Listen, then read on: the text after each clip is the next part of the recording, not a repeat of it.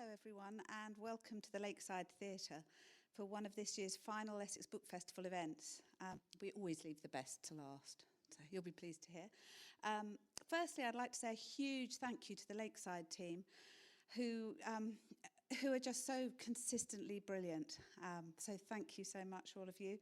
Secondly, I'm delighted to welcome biographer Carole Angiers and Professor Jonathan Lichtenstein, who are going to be talking all things Sebald, an author very close to my own heart. Welcome, Carole and Jonathan.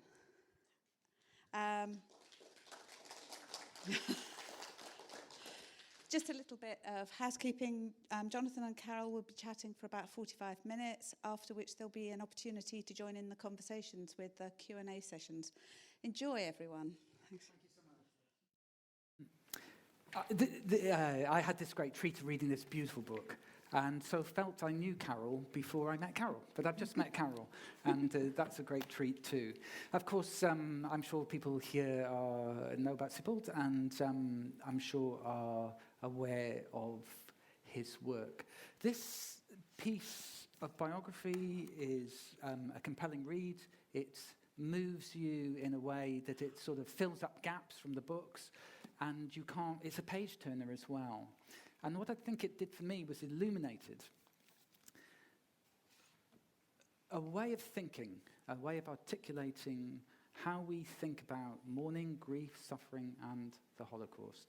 So for me, he becomes extraordinarily vital link in a literature which needed this way of thinking. You probably know all that. Carole certainly knows it.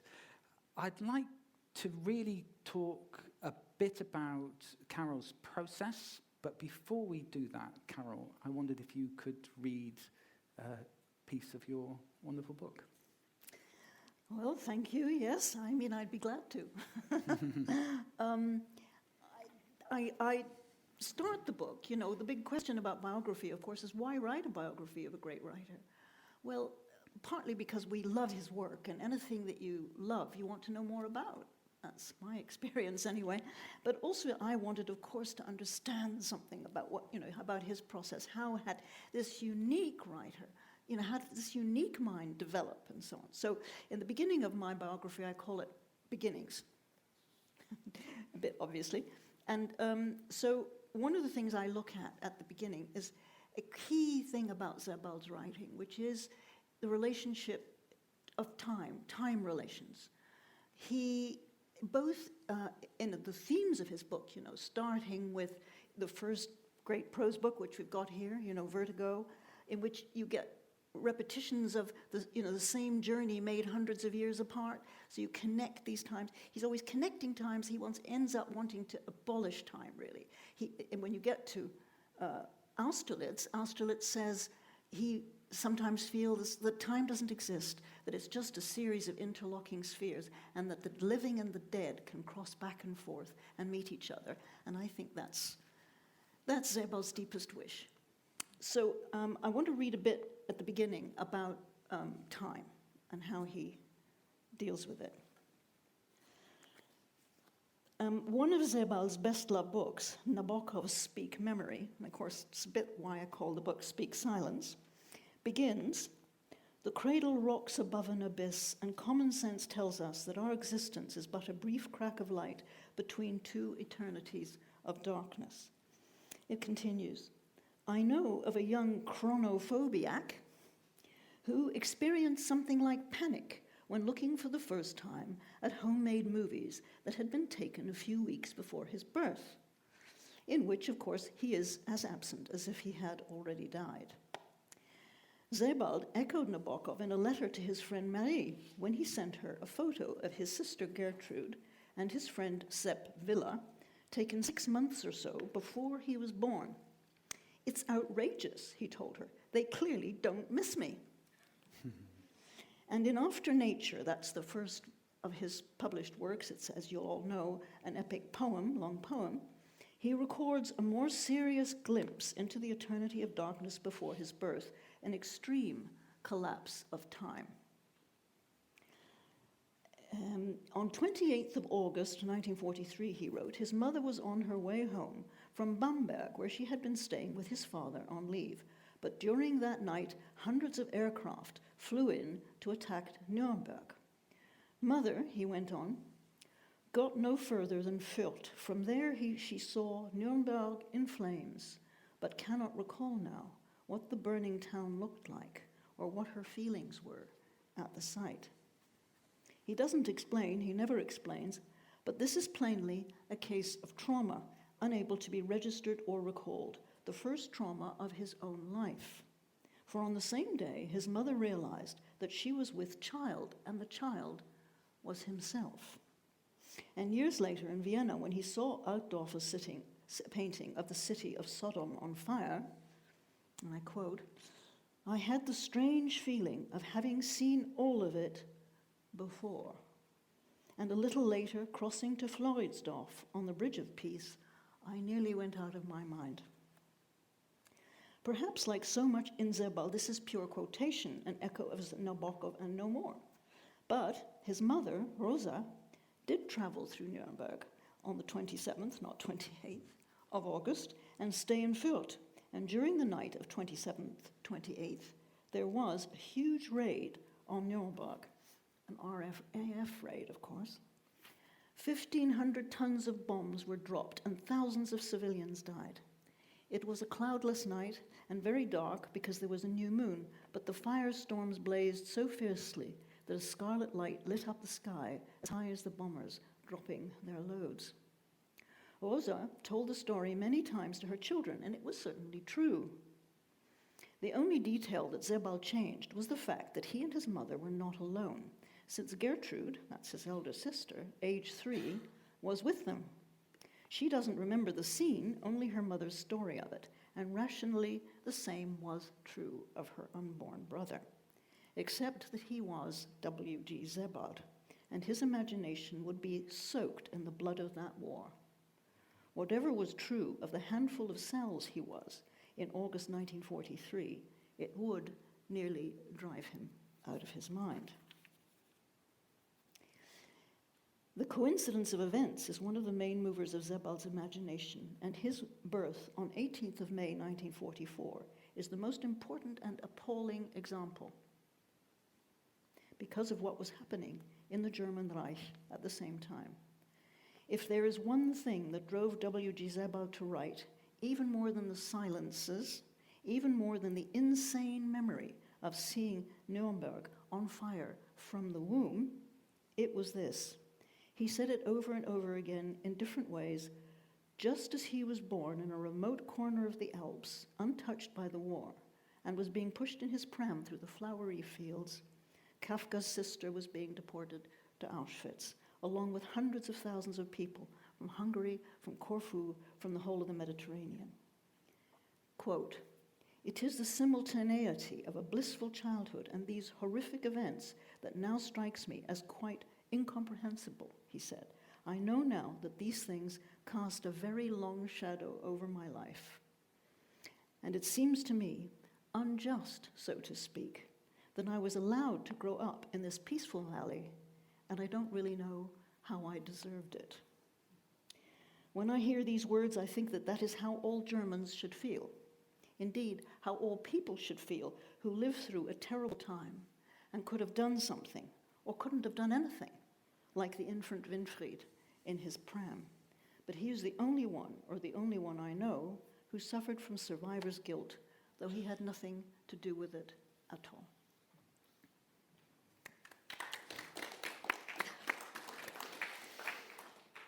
Thank you so much, Carole. So we go into trauma, and we go into the idea of the womb and trauma affecting people just in utero. And we talk about silence, which is, of course, your title, which has a comma in it, which really interests me, the speak and then silence. And I just wondered if you could talk about the way silence is spoken and how silence, you're talking here about the articulation of particular silences. Yes. And I just wonder if you could talk about how you felt Sebald kind of thought through how silence is very loud, Yes. very noisy. Yeah. Silence is indeed very loud. It was for them. He belonged, of course, to what's known as the second generation of Germans. It's to say the children of those people who lived through the Third Reich. And his parents, of course, were part of that generation. His father was actually a soldier, a professional soldier in the German army, served through the entire war. From the invasion of Poland, he was in that, all the way through on the Russian front, and then back over to the Western front, and was eventually in a French prisoner of war camp for 2 years, and only came home 2 years after the war ended. So the two silences that I mentioned in the bit that I read, were the ones that I just go into a bit in that reading. One is, of course, the silence about the Holocaust. No one in Germany, of course, spoke about it, not in private families. There was a public policy, very admirable public policy, which you probably heard about we must be honest and we must face the past. Vergangenheitsbewältigung, it was called. But any public policy is something that's imposed from the top and didn't really penetrate your average, ordinary German family, certainly not Sebald's family or any of his friends, or anyone, really. I mean, people did not talk about it. My own family, who were on the other side, as it were, my parents were Viennese Jewish refugees to this country. I'm here because they got here. They didn't talk about it to us either. They never spoke about what had happened. I don't think people did. They didn't have the concept Holocaust until, the 1960s? It started, there wasn't a way of talking about it. And the other silence was, and even in some ways, a worse one, because it involved not just guilt, but also shame, and that was the silence about the bombing of the German cities. That people didn't talk about that either. And Sebald describes in his wonderful, inimitable way about how when he was about 4, and his father had just recently come back from, perhaps he was only 3, his father had only recently come back from the prisoner of war camp, and he took his children to see his parents, and they went through Munich. Now, Sebald grew up in a tiny, as I read, in a tiny town, first village and then town, in the Bavarian Alps, far from the war. But when they went through Munich, they saw the results, rubble everywhere. And he says, for a long time I thought that that was what a city was. Buildings, rubble. Buildings, rubble, and he said he realized that he couldn't ask his father, what is this? They couldn't talk about it. So these are the two silences which I think he was born into, they were all born into, and were the traumas that these silences completely distorted the sense of reality of everybody in that generation, or at least the thinking ones, because something wasn't being told them. They didn't understand too many things. And so I think he was the one who expressed this trauma, who broke the silence. I mean, others did write about it as well, but no one writes about it with quite the empathetic intensity of W.G. Sebald, I think. And that's what spoke to me when I first read. He's a great writer. What spoke to me was his prose, but what really moved me was, as a Jewish person, to read a German on the other side writing in the way that he did. And there are quite a few survivors of the Holocaust and so on who, like Ruth Krüger is one of them. Is it Krüger or Klüger? I sometimes mix that up. Krüger. Anybody help? I think it's Kluger. Yeah. Anyway, a wonderful American, she went to the States after the war, who said that, when she read Sebald, she said, well, all right, I understand. If you write like this, you can write from the other side as well. And I think, that is what first spoke to me about his work. Yeah, it's really interesting. I mean, you're talking, I think, about... I mean, what I feel your book does so beautifully is it sets out the social constructions which enforce silence. And it kind of makes us think of our own constructions which allow silence. But the silences are very noisy, and the silences are very pressuring. You know, they pressure characters. And I wonder if you could just talk about your technique, because it seems to me that Sebald herself was coming to terms with not just thinking about it, but feeling it through and living it out so much that he has to leave before he can begin to even think about how he might articulate it. So he's lived through something unknowingly and unwittingly in silence, and then he's reviewed it and coming across ways of writing about it. And I just wondered if you could tell me, because it seems to me, I'm sorry, it's a slightly long-winded, it seems to me you've done something really rather wonderful, which is that you've, in a very light and very entertaining way, probed at something really powerfully difficult. How do we express the thing which has been unsaid, and how do we bring the reader in to knowing that that's what's going to happen, what the writer's going to have to do? Well, certainly I can say something about how Sebald does it. I'm not sure I can say anything about how I do it. I'm not sure I know how I do it. But, you know, Sebald never, in any Sebald book will you come across the word Holocaust or the word Jew. Never. You know, the two books that of his that deal with this terrible subject, which are The Emigrants towards the beginning of his writing career and Austerlitz at the end, because he died shortly after it was published, those are his two, as it were, books about Jewish refugees, books about trauma, books about the late emergence of trauma, which happens to all the characters in The Emigrants, and also to, of course, Austerlitz, most of all, or most painfully, or most distressingly. So he never, you know, in any of the stories of the emigrants or in Austerlitz, do you ever have the word, we're never told that they're Jews. You know, there's Dr. Henry Selwyn, and we know the story is how this English gentleman, this very English gentleman whom the narrator meets in Norfolk, elderly gent, turns out to be a refugee from Grodno who ends up in Whitechapel. Well, you know, so you know, comes from Grodno. He ends up in Whitechapel. You know the story. If you've got, you know, if you've read anything, really, or met anyone. And also, of course, you know, there's their names. I mean, he's called Hirsch, Severin, his original name. So, you know, but he doesn't ever say. So he keeps silent as well, and he allows the presence of these unarticulated or unnamed horrors to you know, scream at you throughout the books, those two books. I totally agree. I'm sure we all agree that there is a livid presence of the thing not spoken. Yes. What I think I enjoyed so much was your descriptions of his childhood. And you go back and you meet his friends, and you go back and you speak to his sister a lot.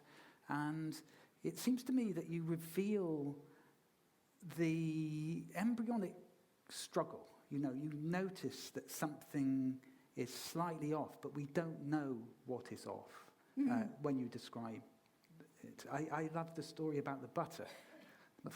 The cutting the butter, the father cutting the butter. So I just wonder if you could elaborate on how you needed to construct the normal world with this slight misfit in it, and how that, you know, became worse than misfit, isn't it? Really, I mean, he says in many of his interviews, and in Camposanto, for example, he talks about how from the beginning he felt there was something wrong, and he associated it with his name.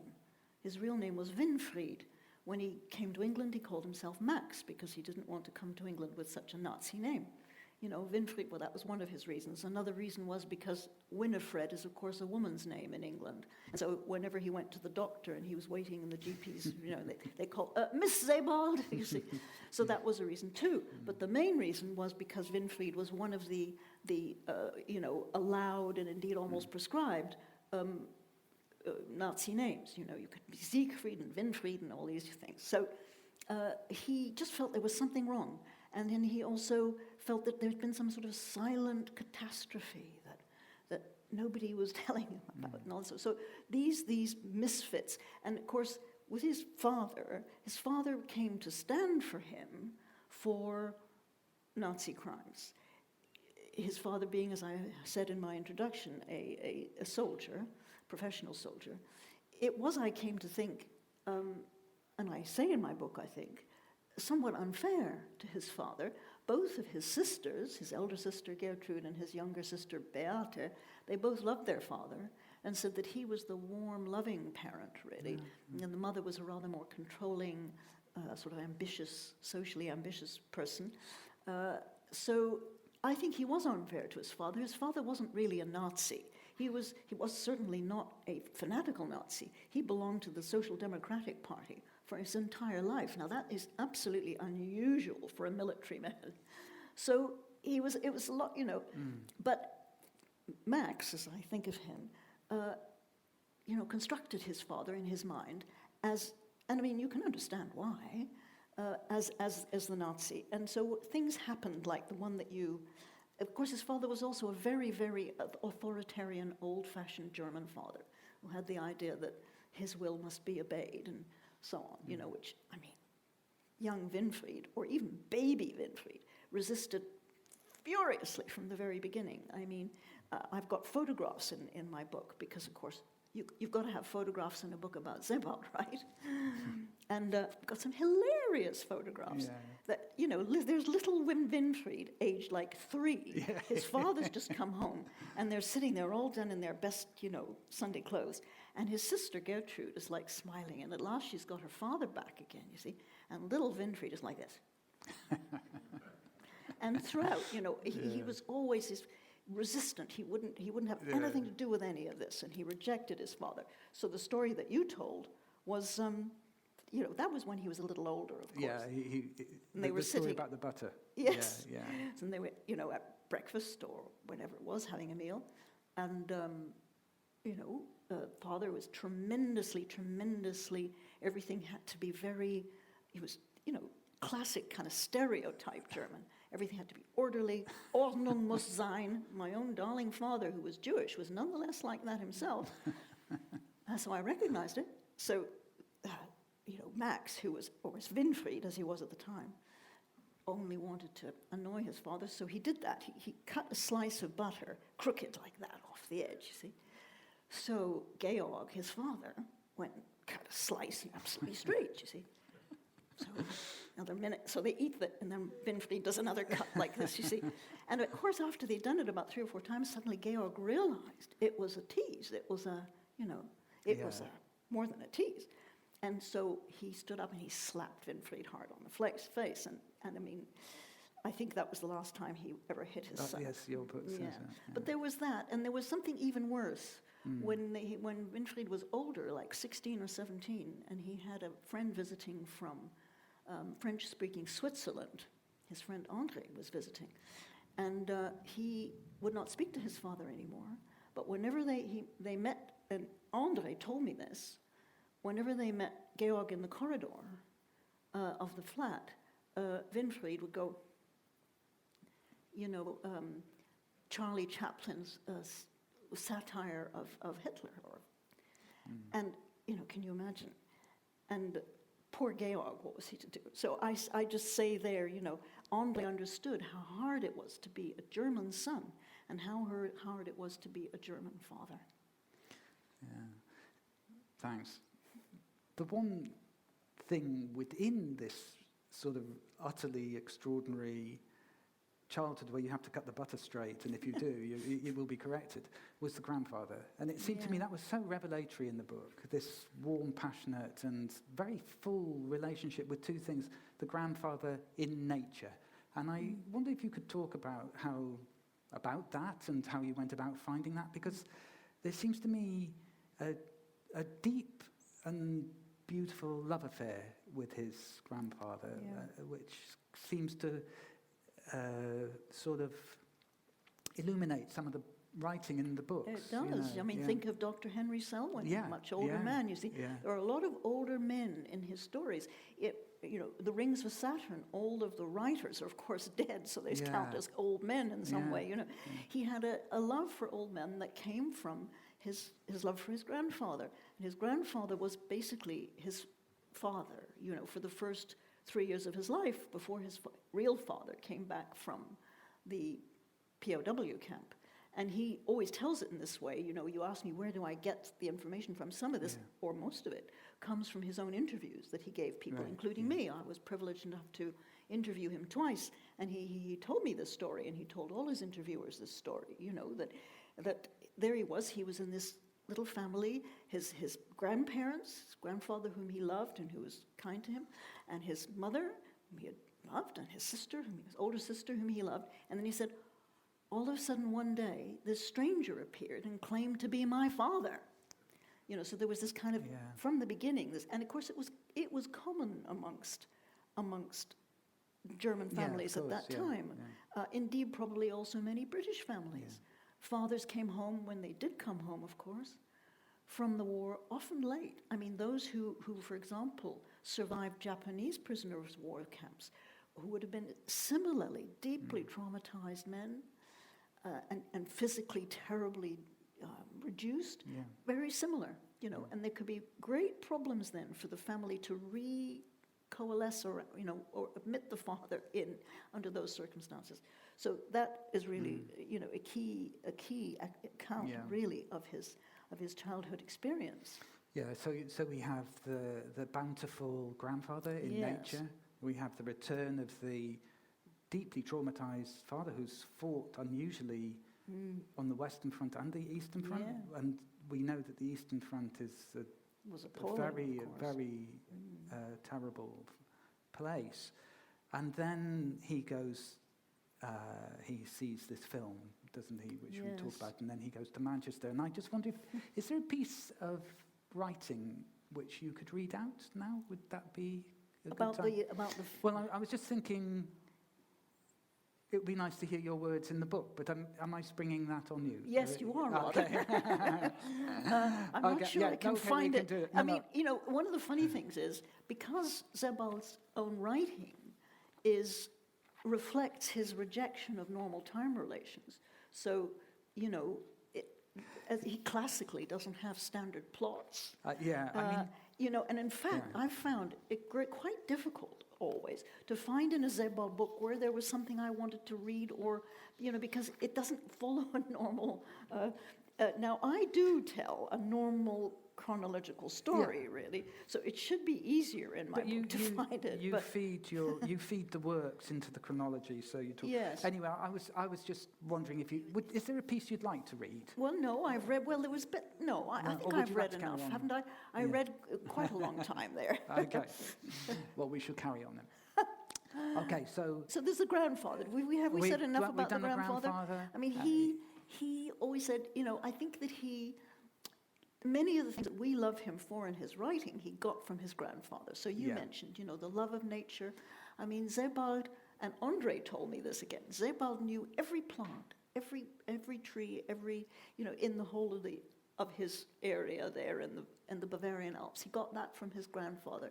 And he walked like his grandfather, people told me. His sister told me that. He had his grandfather's walk. And he did this thing that his grandfather did, was every time he walked out of the house, he looked at the sky to see what the weather was, Even when he lived in cities, which is... Really, And also he had his grandfather's sense of humor, I think. Sort of, because people don't think of Sebald as being funny. And of course he's not comic. He's not laugh aloud funny. But he is ironically very, very... if you have to read him a few times. If you read, for example, even Vertigo, a couple of times, and you get to the scene about where he gets onto a bus, with the boys, and there's a family, and there's twin boys, And these two twin boys look to him, to the narrator, exactly like Kafka. They just look like Kafka. And, they have the dark hair and the sticky out ears and things. And he's absolutely fascinated by these two boys. And he just is peering at them because they look like... So, of course, the parents, think he's like a pedophile or something.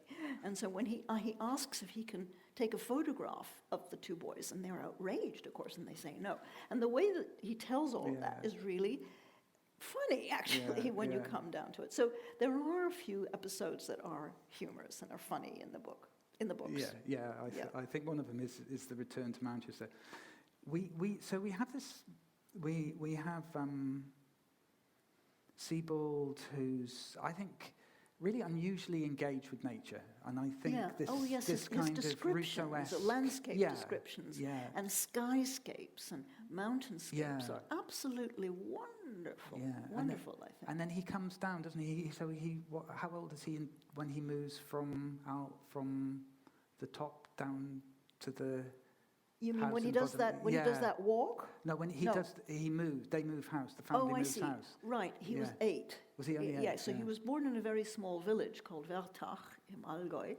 I mean, the Allgäu is quite a kind of, even today, still a more remote part of Bavaria. It's up in the foothills of the Alps. So he was born in a village, as you say, higher in the mountains. And then when he was 8, his father, after he came back from the war, he got a job in the nearby town, Sonthofen it's called, which is the most southerly town in Germany. Is it? Oh. Yeah, and it's also a military town. There's like 3 barracks in it, which is, of course, something that Sebald absolutely hated. So he was not happy in Sonthofen, and he writes actually very critically about Germany in general, as you'll all know if you've read his work, but particularly about Sonthofen. And there's a wonderful story, one of my favorite stories of his, in The Emigrants, called Paul Bereiter, which is about his primary school teacher, and it is based upon his real primary school teacher, in which he is very rude, actually, about Sonthofen.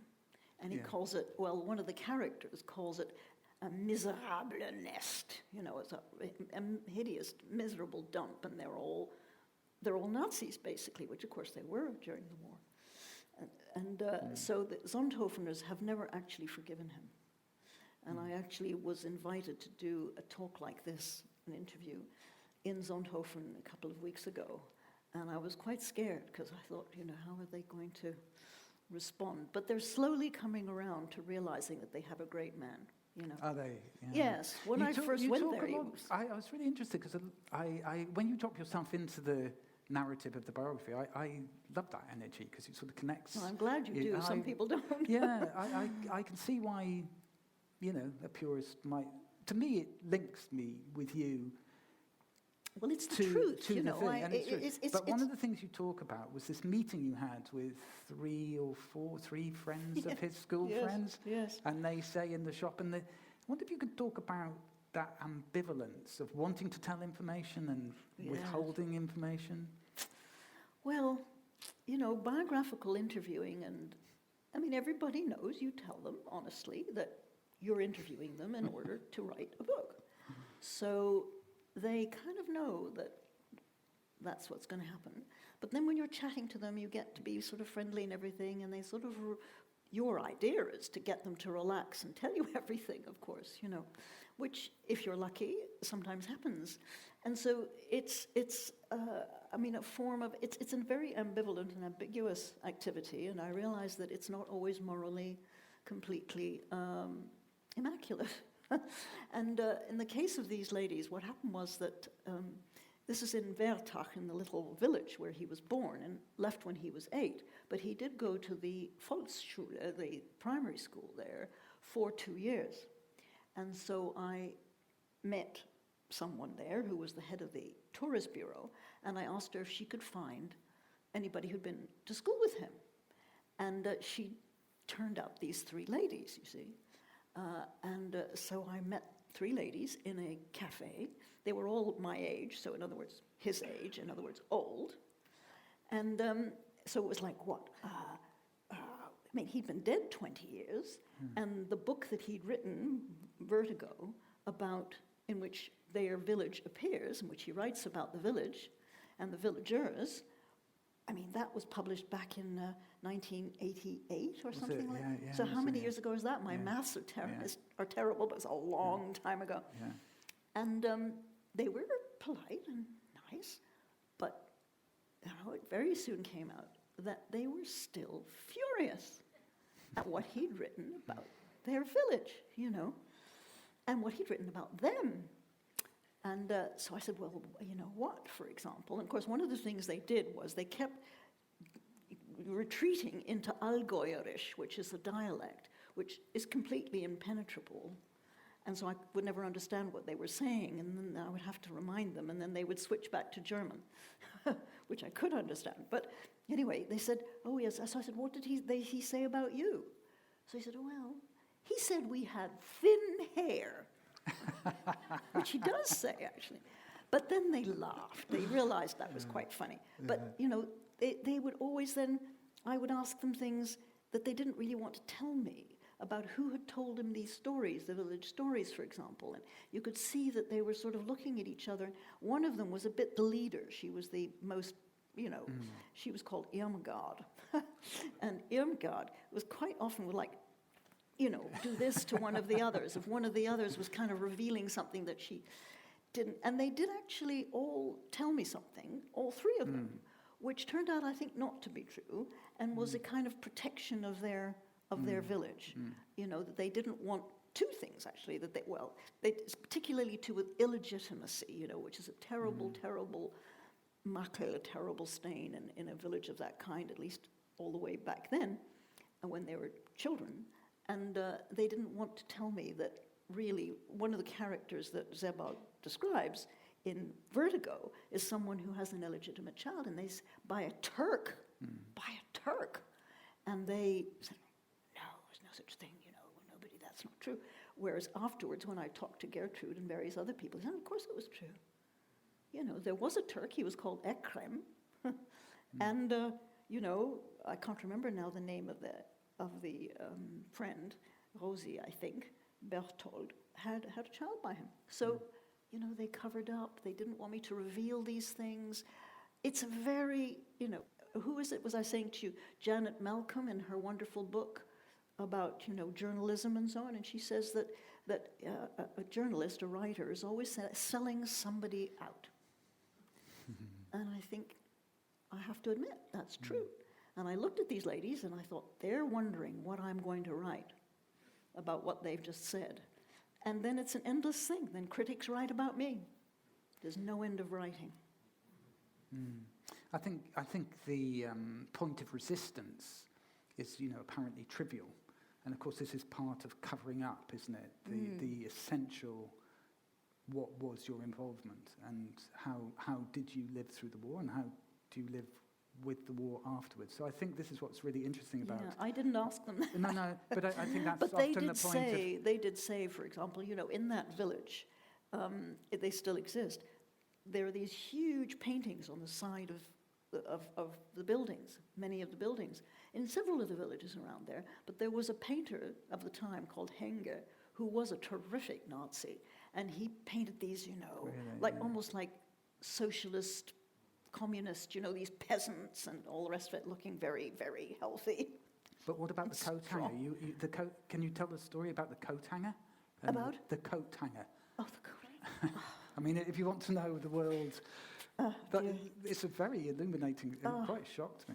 Really. Well, you see, this is one of the places in the book where I come into it myself, but I describe how one of Sebald's earliest friends, they met when they were 8, is a wonderful man called Jürgen Kaiser, who was a great informant of mine, as well as another terrific friend of Sebald's from childhood, who was now called Ursula. She was called Lotte then, so it was very confusing. But anyway, and Jürgen, who told me many things and helped me a very great deal, when I was visiting once, he told me that his wife, Christine, had a stall in a flea market thing, and he'd like to see me and would like to meet me. So we went to the flea market, and there was Kristin with her stall and everything, and I felt that I should buy something.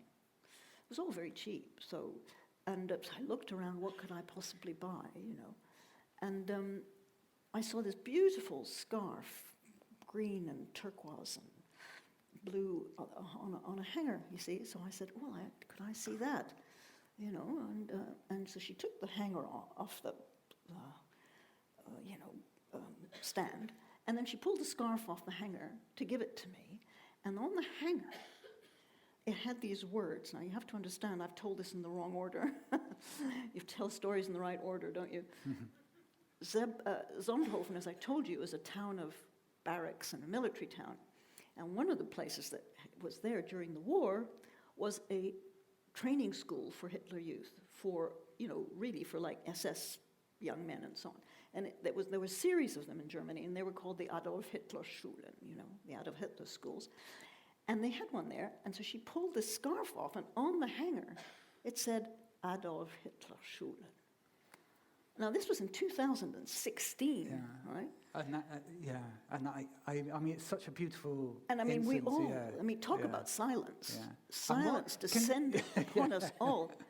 And then Kristin actually said to me, because she gave me the scarf and she wouldn't take any money, and then she said, I think you should have this too, and she gave me the hanger. And what was that moment like, taking the hanger? I mean... Well, she said, I think you're writing about us here. Yeah. You should understand what our situation here. She said, so she was telling me that 70 years after the war, there was still a shadow that hung over the place and would just suddenly appear like a bad spirit from under a stone before you knew what was happening. So I think that's why she told me. So I took a photograph of this, and Bloomsbury wonderfully agreed to have a companion page to the book on their website. And I put music and film and a couple of things on this companion page, which you can't put in a printed book. And I put the photograph of the hanger. It's the first thing on the companion page. And to me, it was just so chilling. Yeah, and I think Sebaldian in a way, isn't it? But I mean, I think what's so wonderful about is, I could ask you about research and this, how you find these things out. I mean, it's clearly a labour of immense work. I mean, which you've done. Well, yes, it is. Love affair, I mean, quite a few. Yeah. Well, somebody, I think Jane Ridley or one of my fellow biographers says that biography is not an art. It's not a craft. It's graft.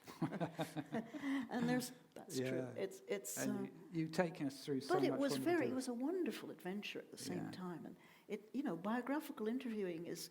I've made such wonderful friends. Gertrude is a wonderful friend. Ursula and Jürgen are friends.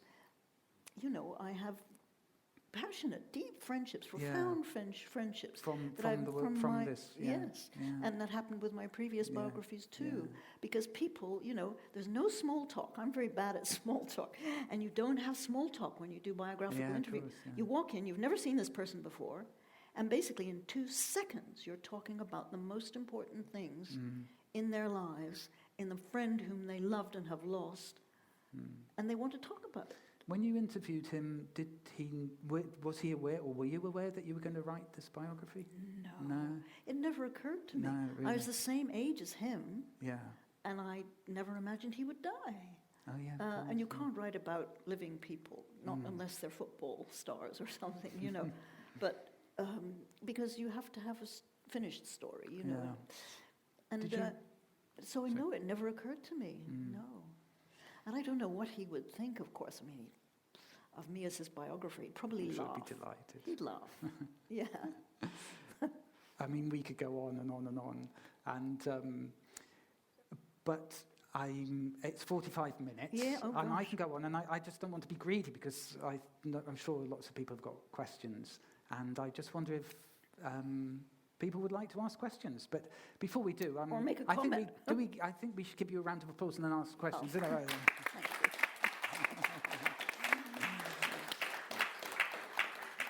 I'm sure there'll be lots of questions, and if not, I'll just fill in. You can ask another one. Yes.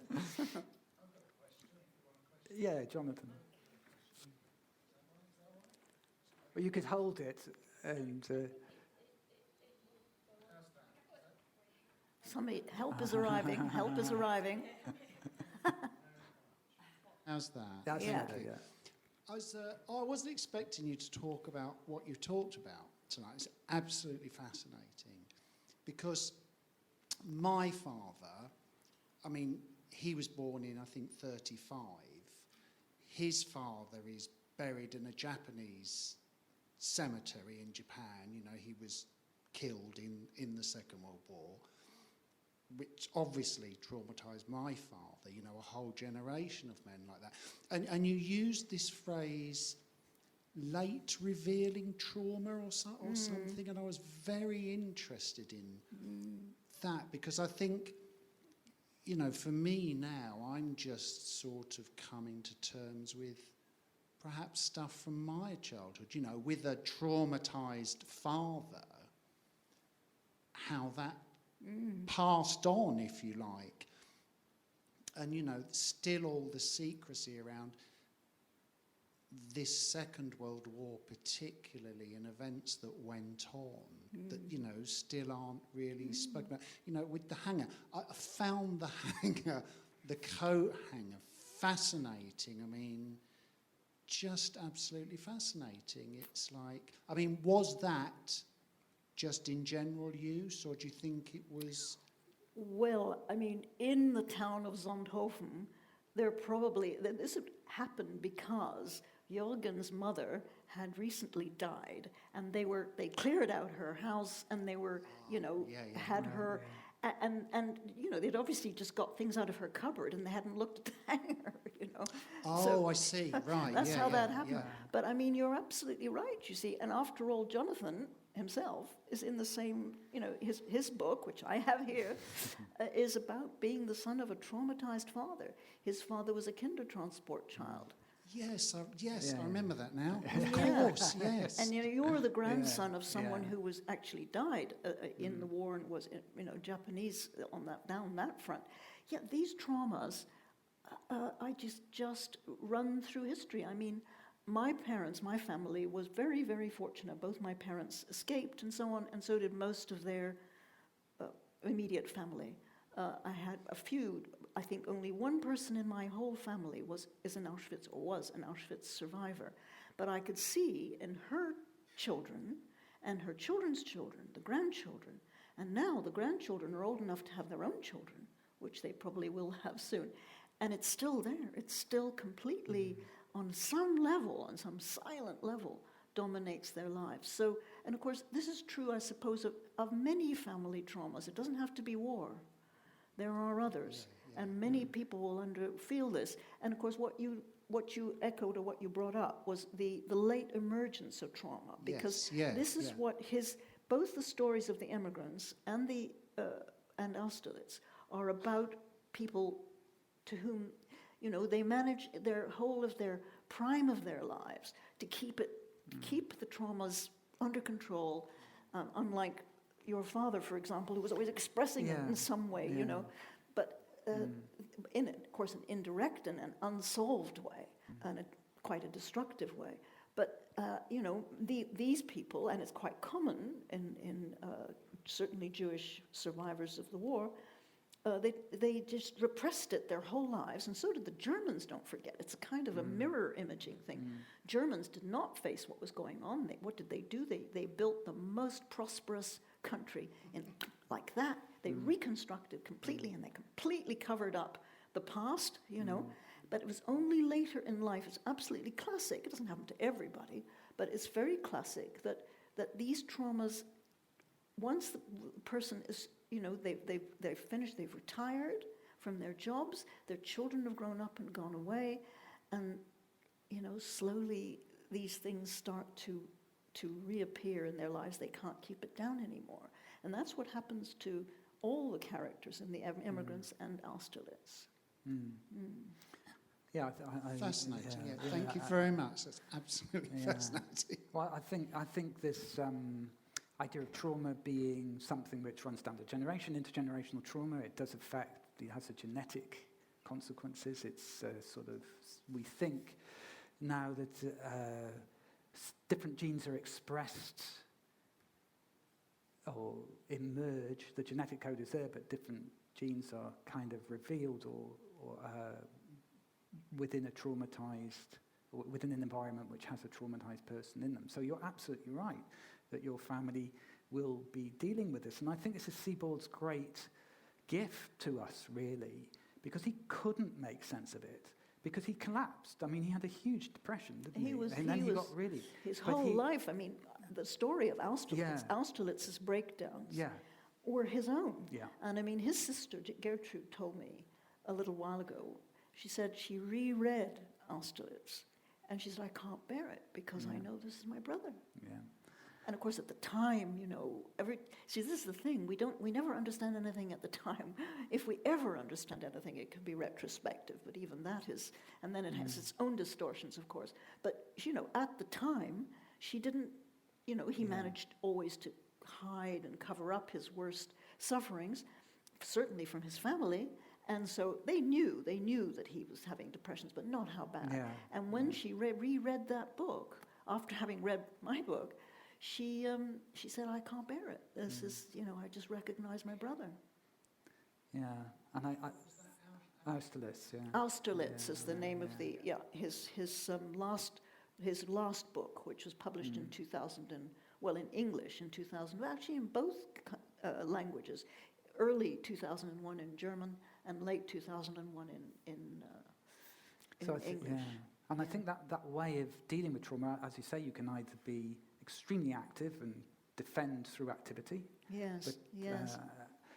But I think one of the things trauma does, which he's talking about a lot, which is it doesn't alter time, but it alters the perception, the psychological perception of time. So trauma is written about quite a lot in terms of, these are events which are so,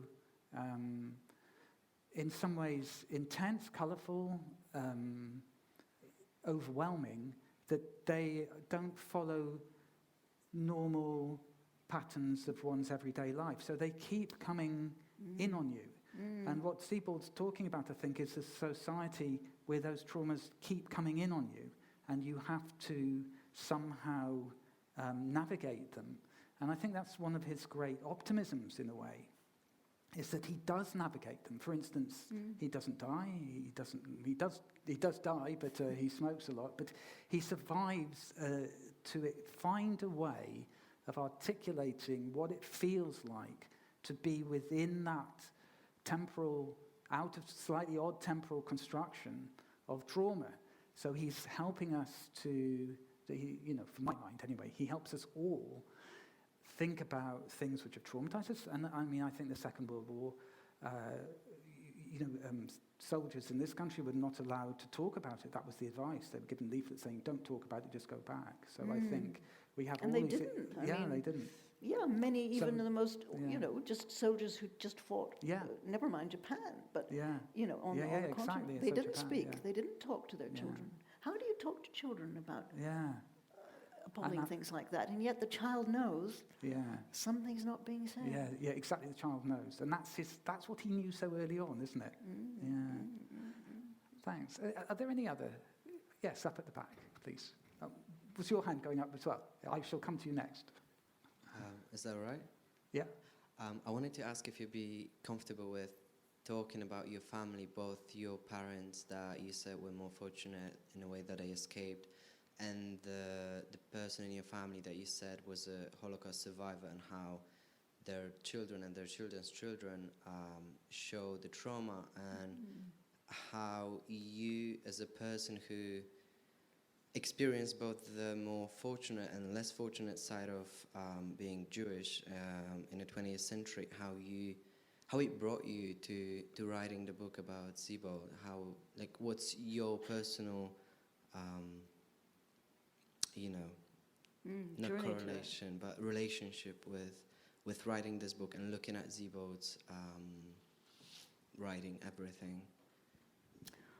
Well, I mean, how I came to it, is a classic illustration of what we've just been talking about, in that my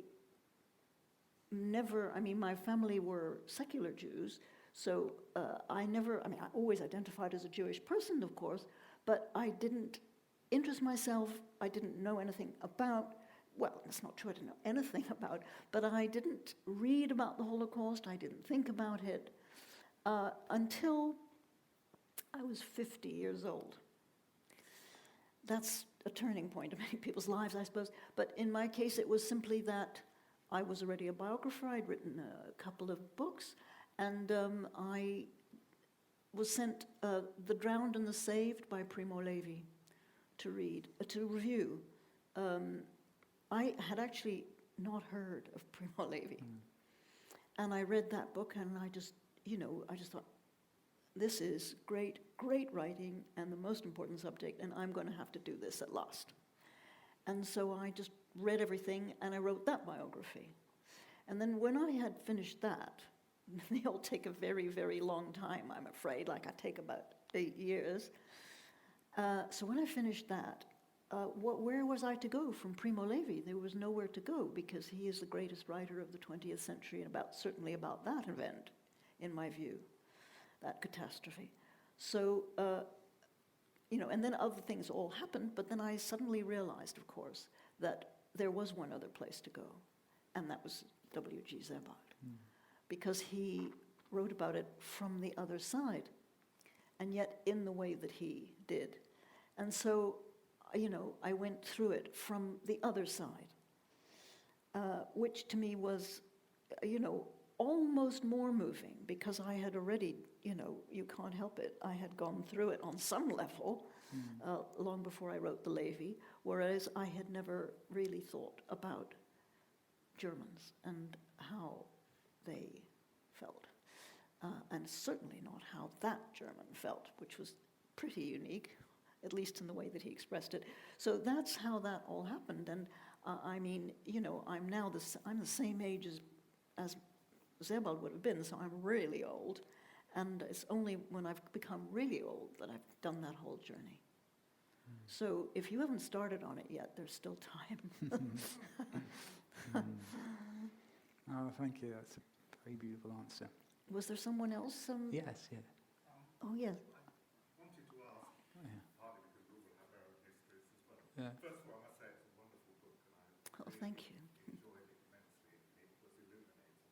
And I particularly like that idea of balance with the lady. That's very interesting. I haven't read your book, I'm afraid, so I will certainly do so. You mentioned his father, you mentioned his grandfather. I was interested in his relationship with his mother. Yeah. Mothers, it's always the mothers, isn't it? Yeah. Yeah, that's your question. Well, yeah.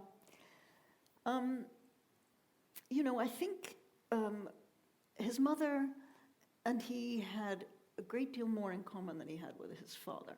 His mother was also an imaginative person. She was a very good storyteller. A lot of people told me this, that she could tell a wonderful story, and she was aesthetic, So there was a lot that he got from her.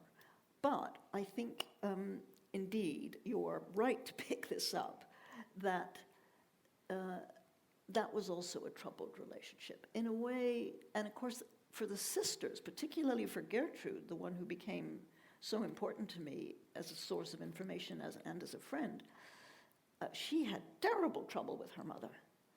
Because, as I kind of hinted earlier on, the father, Gertrude said, our father was happy if we were happy. He just wanted us to do what fulfilled us and that we wanted to do. Our mother had absolutely rigid ideas as to what we should do in life and tried to make sure we did them, and when we didn't do them was very, upset. And, so all three children, for example, Gertrude and the younger sister, Beate, they both live in Switzerland. They left Germany. So did, of course, Sebald leave Germany. He came to England. So the poor mother, I sympathize, our mother, lost her children. They disappeared, and she saw very little of them, particularly of Sebald and his family. She hardly ever saw them because she didn't travel to England either. So this was, the mother was the kind of one who wanted a bourgeois life. She was the one who, meals you had to have folded white napkins, and you had to eat properly, and like, you have to go to church, of course. She was very Catholic, you see, whereas the father was, and later on in life he actually left the church, which was very brave of him in those circumstances. So the mother was a very difficult, but I think on the other hand, that at the same time, Sebald was very connected to his mother, more than to his father, because he rejected his father, but he didn't reject his mother openly, and so things about her seeped into him, so that a lot of her bourgeois ambitions, which he rejected rationally, nonetheless were embedded in him. So several of his closest friends, like his friend Ursula, and also a friend of his later life called Marie, whom I mentioned earlier on when I did my reading, Marie told me he was terribly self-conscious. He always wanted to he didn't like to make faux pas. If he made a faux pas in some way, he was tormented of course, everything tormented him, so perhaps we shouldn't exaggerate that. But so with the mother, there was also a very difficult relationship, very difficult. But then he was a difficult man. He was a genius and a depressive, and he must have been impossible to live with. I just going on from that, there's that wonderful story you said about the mother staying up so late. Yeah. And then, could you elaborate on that? Because I think you're right, there is an unusual connection. Well, you see, I think, a lot of people notice that there's no sex in Sebald's books, no love. Well, there are a couple of loving relationships. Paul Bereiter and Lucy Landau in the story about the teacher. But and there's no sex, and there are one or two places where there are sexual events. They're very, very negative and scary and horrible. That happens in the Vertigo, where the child narrator sees a couple making love and is completely bewildered, and then he nearly dies of diphtheria immediately afterwards. So, he's expressing some. And then in The Rings of Saturn, the narrator is up on a cliff. It's the most wonderful scene. And he looks down onto the beach, and there's this couple who are obviously making love. And he sees them as a sea monster and something frightening and horrible. So there's a problem about sex. And I think that's clear in Sebald. And it seems to me there's a problem about, indeed, all appetites. He has a problem with appetites. So, food. You watch out for food in Sebald's books, because it's always horrible. There's this woman who's eating a great slab of meat, or there's a man with his belly like this, and anything which has to do with appetite, eating, sex is disturbing. Now, where did that come from? I think that came from the mother, actually. Yeah. And the mother had sexual anxieties. Because she sort of policed him, didn't she? Absolutely. She went out at night at 2 a.m. to track down that he wasn't kissing a girl. I sympathize. Right? I sympathize, your son doesn't come home. It's but worrying. At 2 a.m. But, of course, don't forget, it was in a very... But you didn't go out and... I never did. No. Peek through the window, did you? Because, that does seem to be an intrusive relationship. And I think, she was... and not only with him, but, of course, with her daughters as well. Yeah. Yeah, very policing there. She was very concerned about their sexual respectability.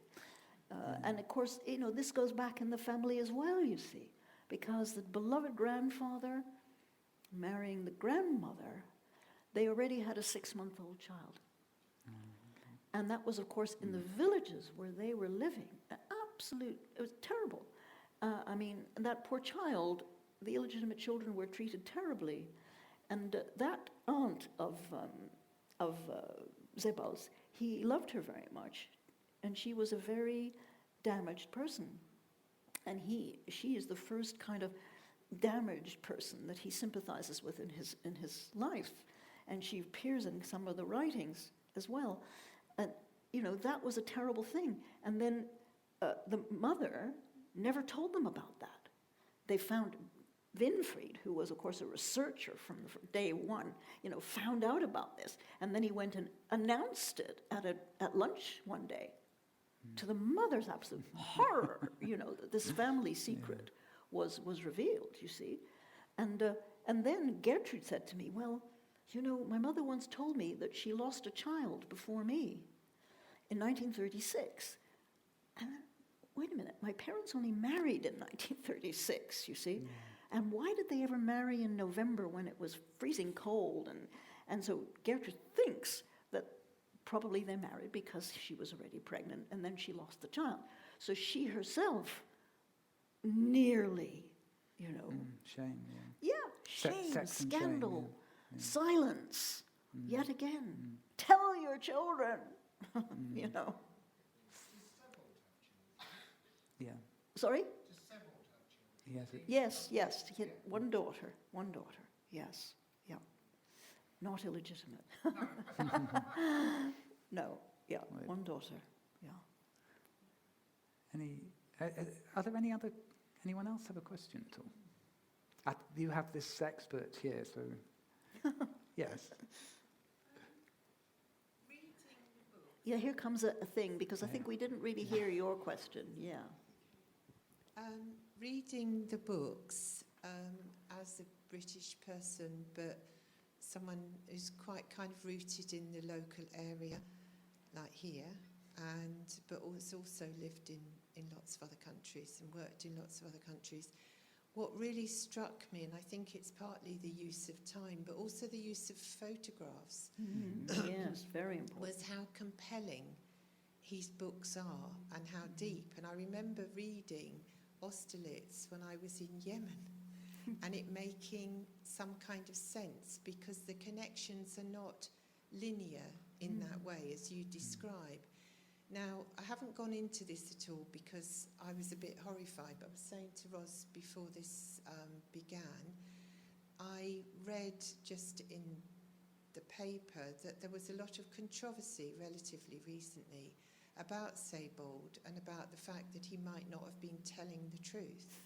And I wonder if you could comment on that, because at the time, without going into it, it just struck me as such a ridiculous thing to say, because surely that wasn't the point. The point was that there are different truths and there are different ways of looking at things and of making connections. And he was going a lot deeper, which I think was what spoke to me in his work. So I suppose I'm just being lazy. I'd like you to clear that up for me. Right. No, and It's an you know, excellent that's the question. opposite of lazy. Yeah. I mean, I think one of the things is that it was my own book that, you know, because it's a biography. I mean, I'm not going to write some kind of whitewashing stuff, you know. This is a very serious writer, and I wanted to do him justice and honor by telling truths about him. But some people got quite upset. And so, well, what the business about Sebald not telling truths, you know, of course, he's writing fiction, really. But because of those photographs, as you've described, you know, the photographs, it's not just the power of the actual writing, it's also the fact that you, in each of these stories, for example, in The Emigrants, which is the classic Sebald book, also in Austerlitz, but you've got photographs of these people. And you're looking at them, and they're absolutely real people. You can see them. You know, there's Dr. Henry Selwyn, there's Paul Bereiter, there's Ambrose Adelbert, there's Max Ferber. You know, you're looking into their eyes, and you sort of, the reality is overpowering, you see. And then it, of course, turns out, you know, many people, when they first read Sebald, thought that they were reading nonfiction. They were just reading memoir, really. But of course they're not. These are fictional stories based upon, in some cases, or indeed in most cases, very closely on real individuals whom Sebald knew, right? So Dr. Henry Selwyn is based upon his Norfolk landlord. Paul Bereiter is based on his school teacher. Ambrose Adelbert is based on an uncle of his or a great uncle of his. And Max Ferber is based at least partly on another landlord of his. He was big in landlords, who was in Manchester, who was a Jewish refugee from Munich, and who was the first Jewish person whom Sebald got to know personally, and that moved him very, very deeply and was very, very important, I think, in the development of his thought and feeling. So these were very, very closely based on these true stories, but he then introduced fictional elements, of course. And, you know, as you read the stories, you realize they must be fiction because they're connected through such wonderful imagery, for example, that, you know, for example, in the stories of the emigrants, Nabokov appears as a figure in each of these stories, and you're thinking, well, wait a minute, you know, Nabokov could not have really appeared in the real life experiences of these. It's clearly fiction, you know. And then you start thinking, well, okay, if this is fiction, then who are these people? Who are the people in the photographs? Because you can't have a photograph of a fictional character. Well, I found out who the people in the photographs were, of course, and I also found out that many of them were extremely angry, just like the ladies in Wertach, you know. At the way that Sebald had used their stories and then distorted their stories by fictionalizing them, you know. Of course, this is what all writers do. All writers get into trouble with people, you know, about that. So, for example, I know people who say, well, not any longer because we're all old now, but who used to say, never tell Margaret Drabble anything, because it'll be in her next book. You know, all writers scavenge. They're constantly, you know, listening out for good stories to turn into. But the way that he did it, first of all, because it was so realistic because of the photographs. Second of all, because they were Jewish stories, Holocaust stories, you know. So the fact that they had these fictional elements and became ambiguous and ambivalent about, you know, what was true and what wasn't true, was quite disturbing to some people. And so I try to deal with this knot of interesting difficulties in my book. And some people, you know, got upset by it. But the other thing was also he told me a lot of untruths when I interviewed him. And he told a lot of interviewers what I now call, more cautiously, fictions, but which I called lies. I don't remember you called it. I do. I can't remember. And in fact, I was terribly lucky, and I had a wonderful editor on this book, Bill Swainson, who had been Max's own editor, so it was just it was the most wonderful experience, and he's a terrific editor. And he did say to me, I call things that Sebald said twice in the book lies. And he said to me, maybe you shouldn't use the word lie. And I said, well, you know, they were lies, so I'm going to say it. And then I regretted it. I think in the end that Bill was right. Well, because it allowed people to sort of then get, you know, for example, the main lie he told, and it's just a lie, was the cover of Austerlitz, the most wonderful photograph of a little boy, very strange and evocative and melancholy, very Sebaldian little boy.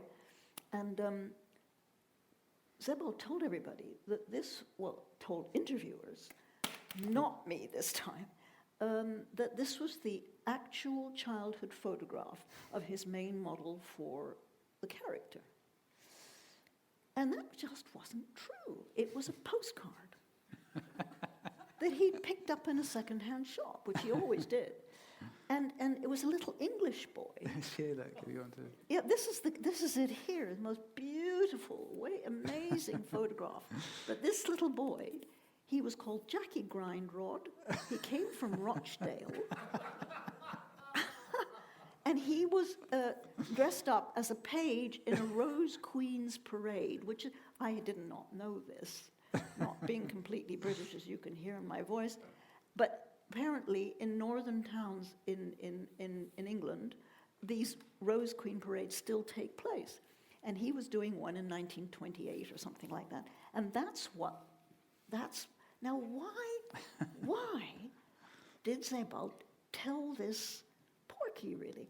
I think he told it because he wanted people to believe in the reality of those characters so deeply that it was in his mind, this is a real person. And so he told everybody, this is a real person. But it wasn't true, but I shouldn't have called it a lie. Well, I'll have nothing said against anything you've written in this book, because I think what you do, and I think it goes to your question, is you debate it. And I think actually you actually spend a pretty long time actually thinking through what it is to fictionalize and what is the boundary. And these are endlessly fascinating stories, which is craft and which is art and where's the boundary between, you know, we're in them and you're in it. But so I really got a lot out of that debate, actually. And so, Well, you see, also, the thing about Austerlitz, you know, is this much of it, or some essential parts of the story, were based upon a real Kindertransport child. Yeah. Was a woman, a little girl at the time, of course, called Susie Bechhofer. And she wrote a book called Rosa's Child, which was about her experiences. And, you know, Sebald used a lot of that published book for the character of Austerlitz. And when poor Susie Bechhofer read Austerlitz, she was shocked to the core. And she wrote an article in the Times, which is, you know, my identity has been stolen. My life has been stolen by this best-selling author. And she was completely, and she never really forgave him. No, but he died, really, didn't he? He died. Before that could be, well, Yes, I but I don't think it would resolved. ever have been resolved. No, She wrote to him. Yeah. I've seen the letters because Yeah. her son has them. She wrote to him, you know, saying, look, you know, you think you've used some of my story here. And she just asked him if he would not acknowledge that in the book. And Sebald kind of was very polite and everything, but sort of said, well, I don't know. It was perfectly clear he would never have done that. Because it would have disturbed the artistic integrity and also the, I think in his view, the reader's sense of the reality of the character. You know, so I want everybody to know about Susie Bechhofer, but he didn't. Yeah. I was really surprised when I read that was so. I know you've got two watches. Could you tell me why you've got two watches? This is what I noticed. There's a good story why you've got two watches. Well, mostly because of Sebald himself, because he appeared, he had two watches. And I spoke to his last class of students at the University of East Anglia when he taught, at the end of his life, he taught creative writing.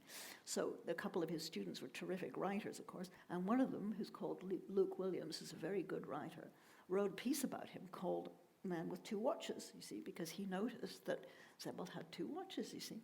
So I thought, well, that's fascinating. Anyway, then one of his colleagues said to me, the second one wasn't a watch. It was one of those copper bracelet things that you wear for arthritis or something, which looked like a watch. So that's another Sebaldian story, right? It wasn't even one. However, A watch is not a watch. yeah. So that was the two watches that Sebald had, and then in my own life, watch is my watch, which was given to me by my son, and this watch was my mother's watch, whom I took care of until she died, and then I put the watch aside. And then recently, like, you know, I don't know, a year or something ago, I noticed that the damn thing was still working, which is very odd. Yeah. I mean, I hadn't replaced the battery. And I just wonder whether there may be some, you know, I don't want to find out, actually. It may be that if you don't wear a watch, the battery lasts a lot longer or something. I don't know. All I know is that this watch was still working. And it was my mother's watch. So I put it on. So it's both for my mother and for Sebald. Yeah. Right. It's. I think. Does anyone have any other questions? I just thank you so much. What a privilege to chat to you, and for you to be so deeply connected to material and to have known Sebald. It's a massive privilege, certainly for me, to listen to you. So thank you so much, Carole, and your beautiful book. Thank you. Very special book. So thank you. Thank you. Thank you.